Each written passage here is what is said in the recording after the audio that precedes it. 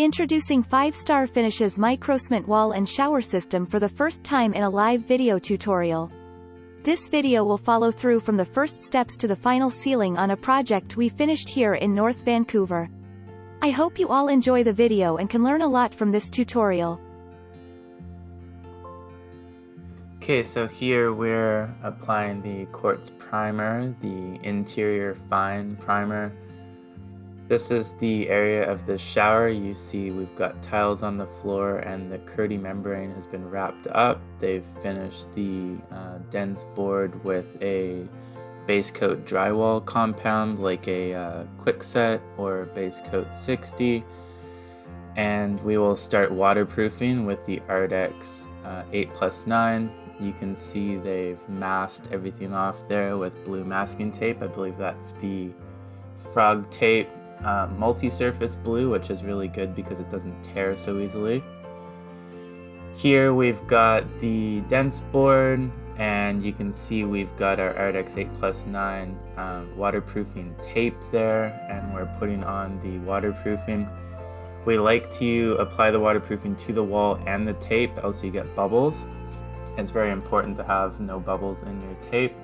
You can see we're brushing it all on there. That's what it looks like as we're just starting the project.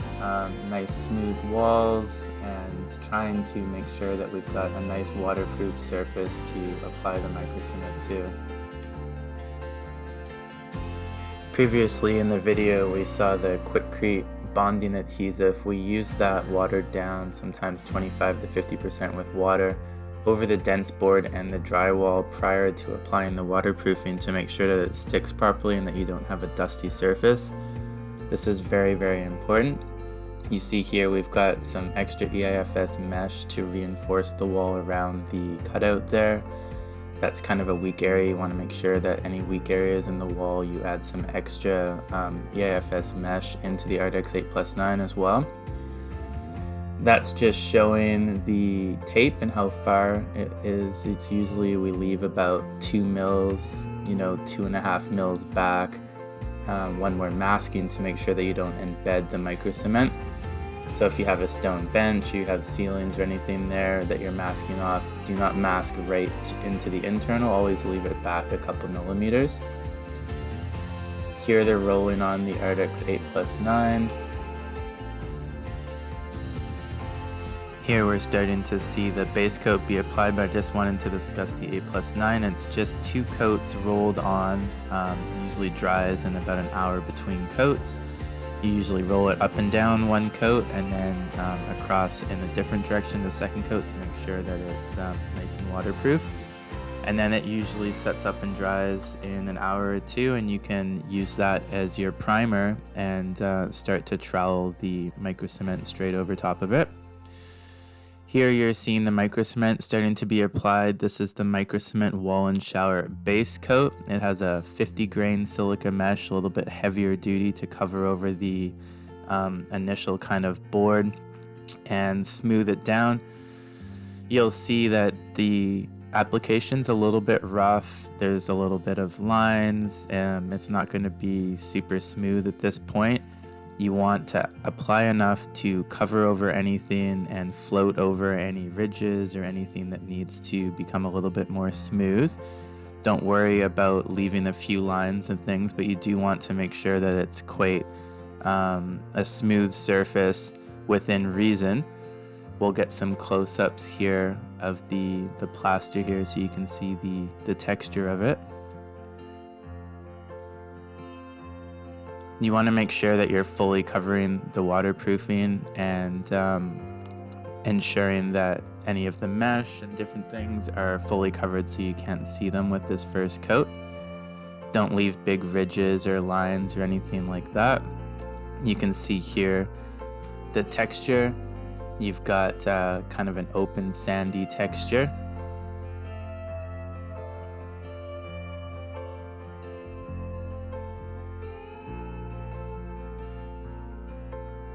This here is the second coat that we're showing now. In some areas of the Microcement wall and shower base coat, you can see how it's become quite a bit more smooth, a little bit more consolidated. As you're applying the second coat, you'll see pinholes start to form, and after about 5 minutes or even less on a wall, the product will start to, so you can see the pinholes here actually really well. Just let those set up for a few minutes, and then as you trowel over and take the excess off, they will all close up because there will be less water in the product and they'll close naturally. Here you're seeing the second coat of the microcement being applied, the base coat. We tend to apply the base coat kind of haphazardly. We just get it on the wall. We don't concern ourselves with making it look pretty. As it sets up after about 5 or 10 minutes, you start to work the wall. I would say smooth it down within 2 minutes, and then another 5 or 10 minutes after, you can go over it again, maybe go over it twice more. Make sure there's no pinholes, make sure all the lines are taken out, take any excess plaster off.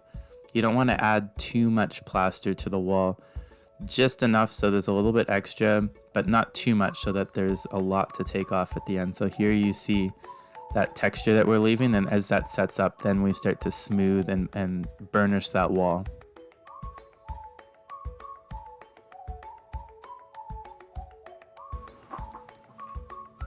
Here we're starting to apply the microcement extra fine. You can see it's tinted there to a nice dark color.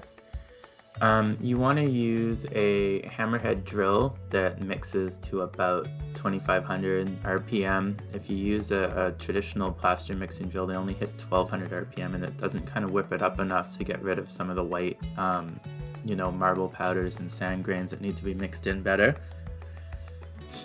We're slowly starting to apply over the base coat. The base coat is smooth but quite porous still, so you're going to notice that it's going to absorb quite a bit of the extra fine microcement as it's absorbing into the wall. You can use the same technique again of applying it in kind of a little bit of a rough fashion, leaving a little bit excess, and then coming back as it sets up to smooth down any pinholes and really kind of tighten it up and take any excess off the wall. You can see there how we've kind of started to burnish and polish this particular wall.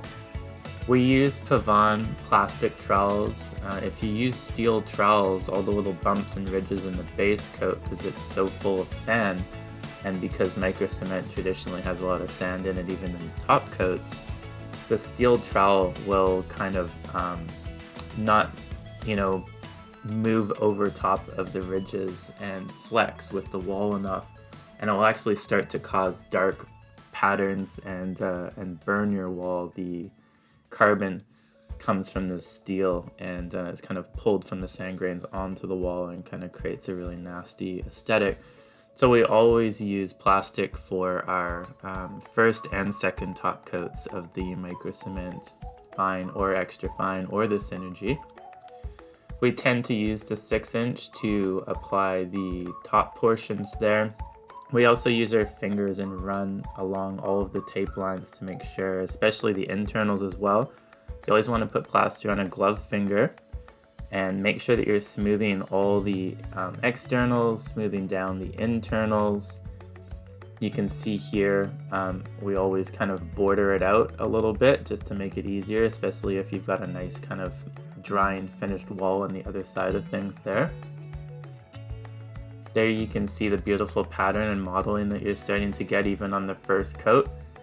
Your first coat of microcement should look almost perfect, so your walls should look pretty much ready to go even after the first coat. So the second coat is more just for decoration and really finishing off the pores and getting a really nice smooth compact surface. Here you can see we're leaving a little messy on the externals there. We're just trying to get the plaster on the wall, but you can see how it's nicely covering. You can see on the other side, this wall's been nice and burnished. You've got still some nice open grains. There's a little bit of texture there. We're not going for something 100% smooth. There should be some texture and a little bit of an open grain, but not pinholes. Pinholes and open grains are a different thing. Here are some shots of the final first coat. You can see everything's coming together, looks very smooth. All the externals and internals have been carefully kind of polished over with our gloves. We kind of rub the externals. They get a little bit of a rounded kind of corner, as you can see here. These are the niches that we worked on. Internals are all tidy. You can see the nice modeling and different colors starting to come together here. At this point, you want to make sure all the walls have been burnished a few times as it dries, closed off, and have a nice tight kind of closed pour. Moving into the top coat now of extra fine, you'll find that this layer actually dries quite a bit quicker than the layer over the base coat. And for larger walls, you want to really focus on getting the plaster on the wall kind of as quick as possible. Don't worry too much about what it looks like. You just want to end up with joint lines everywhere as portions dry and you overlap over them. They look kind of weird or unusual. If you do have some joint lines like that and the plaster is still wet, I tend to use a Mapei sponge, a hard sponge used for grouting. And they're very good at rubbing out joint lines and kind of getting things to come together. So that's a great technique. Here you can see some of the finished edges and finished windows. It is microcement. People sometimes think that it's going to be 100% perfect and smooth. They are handmade finishes, so you see there are imperfections and little ridges and stuff. No matter how hard you try, it's always going to look like a hand-done finish, and that's kind of the whole point and the beauty of it as well. Here you see this is the largest wall of the project, like a 10-foot wide wall with the bench and everything there. So we have 2 people working on it. You can do it as one, but as I said, try to just get the plaster on the wall, leave it a little thicker, and then come back and start to burnish it.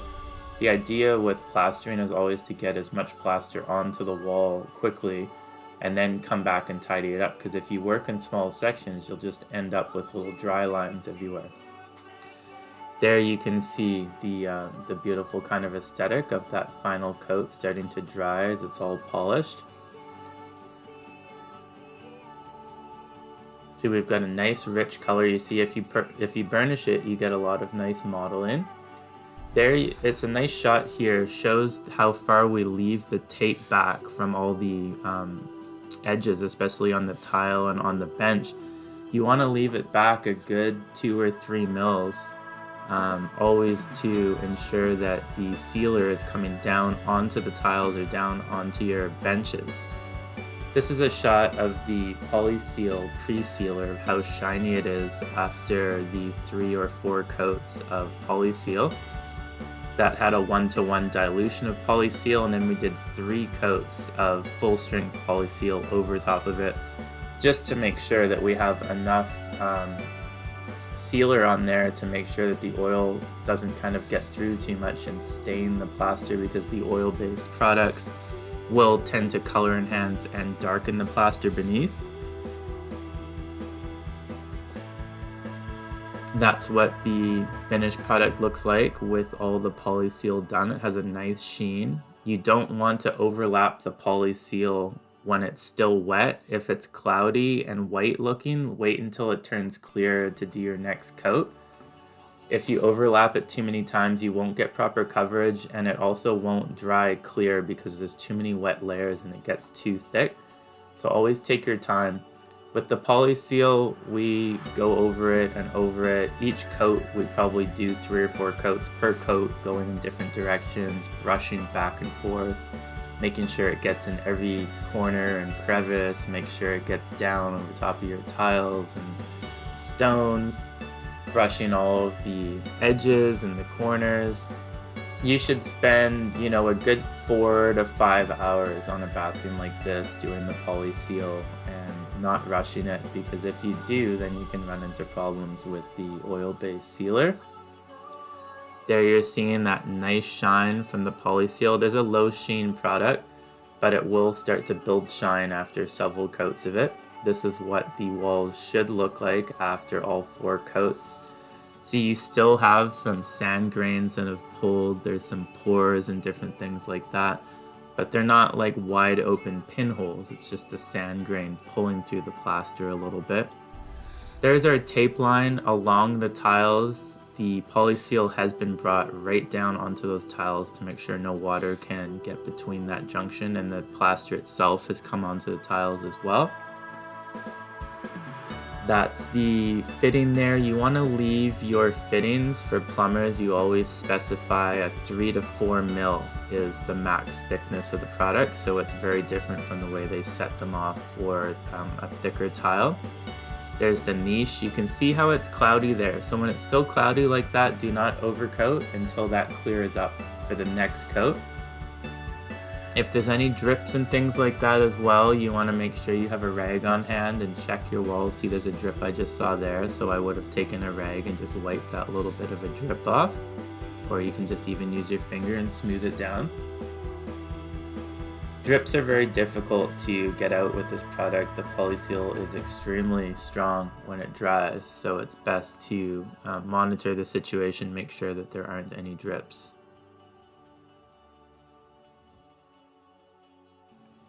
I just wanted to mention, so the polyseal, we use a microfiber roller and a 10 mil sleeve is generally what we use. Here we've started to move into the last and final coat of the oil-based high wear sealer, which is a part A, part B, and a part C. It all reacts together, and the aluminum oxide part C helps to mat the product down. It also gives it a much stronger coating, much more chemical resistant, scrub resistant as well. We use the oil-based sealer above any water-based options in the world because water-based will eventually start to break down. The water-based is not great at repelling water inside a shower, dealing with the harsh chemicals that people can tend to use in the shower. All of the different soap scums, especially mold and mildew, will start to work their way into water-based products. That pink mold will start to set in. This is a fully chemical resistant product, probably one of the strongest coatings in the world, used on the floors of airplane hangars and in high-level food grade places. So we apply this as the last coat just to ensure that you never have any issues. Sometimes it can color enhance the plaster a little bit, especially like little pinholes and stuff. It will find any areas that water could penetrate and highlight and darken them a little bit. But when it's all said and done, there's really no comparison for this product, especially in shower installs. Here we're using a Purdy 10 mil no lint, and you can't use a microfiber because it's quite thick and it'll pull the microfibers out onto the wall. It is a thick product, but it doesn't set for a number of hours, so you do have time to slowly brush it into every single crevice, brush it over top of that little tile line. Here you can see we're not only applying it vertically, but we also go over it the other direction horizontally. We will roll over the walls several times in all different directions in order to ensure there's not a single dry spot. You don't want to miss a pore or a single area, because over time with your shower you will find that that part will get wet. You can reapply in those areas a little bit of oil if you're a DIY person, so it's not the end of the world. But we do like to really impress upon our clients and installers to spend many hours slowly rolling over. We have a light as well that we bring and shine by the side and put lots of pressure on. The other trick too is you do not want too much going on. Sometimes you'll want to reload and add extra to the walls, but it is a very thin oil-based coating, and you can continue to stretch it very thin. Another trick that we do as well is we'll actually replace the roller with a dry roller, and about half an hour to an hour after, come back and dry roll over all of the walls, especially any niches and overhangs. You'll get little drips on the undersides of those windowsills. You won't be able to get them out later, so you want to come back after about an hour, check for drips with a dry roller, take any of that excess off to prevent that. Here we're seeing the final shots of the shower and the bathroom all finished up with the oil. It's all been dried. It has a nice satin sheen. It's not super glossy, but it does have definitely an ambiance to it and quite a nice glow, especially with that aluminum oxide in there, but it does matte it down quite a bit. When you take a shower with this product, literally the water just beads right off. It doesn't even really touch the wall. The amount of cleaning required, from what I've heard, is very, very little. Molds and mildews, soap scums don't tend to stick to the oil-based chemical resistant coating very much. That oil as well, it's sometimes, so those grout lines that join up with the wall, a little bit of the oil can penetrate those joint lines and darken them and color enhance as well. There's not really too much that you can do about that. I've never had any clients complain about it, but it is something that can happen, and if it does, just be aware of why that's happening as well. But it does further seal that grout line right next to your wall. We also come back the following day once the oil-based sealer is all cured. It does take probably 12 hours to cure, if not longer. And we match it to a Mapei silicone. You can go to any tile shop and find a silicone from Mapei that closely matches the color. And we'll run along all of the edges there of the tile, from the floor to the countertops to the niches. Any areas there that a dissimilar surface is meeting up with the microcement, we will run the caulking and make sure that it's all perfect.